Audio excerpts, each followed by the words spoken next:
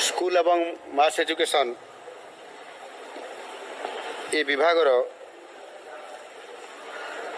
जो राज्य में प्राथमिक और उच्च प्राथमिक विद्यालय गुड़िकर शिक्षार गुणात्मक मान वृद्धि निमंते 20,000 कनिष्ठ शिक्षक योजना भित्तिक नियुक्ति निमंते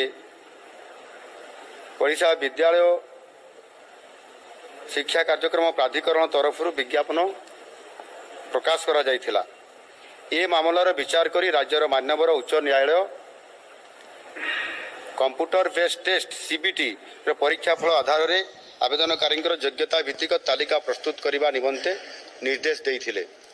उक्त निर्देशनामा अनुसार आवेदनकारी योग्यता भित्तिक तालिका प्रस्तुत करा जाई अछि।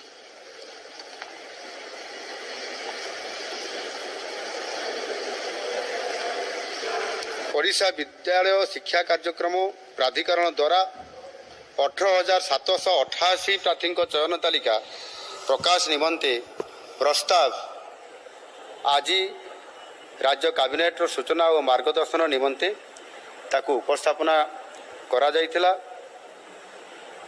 चयन तालिका अंतर्भुक्त प्रार्थी मानकर सर्टिफिकेट वेरिफिकेशन एवं नियुक्ति प्रक्रिया को त्वरान्वित करने को कैबिनेट विद्यालय और गणशिक्षा विभाग को निर्देश देइछंती।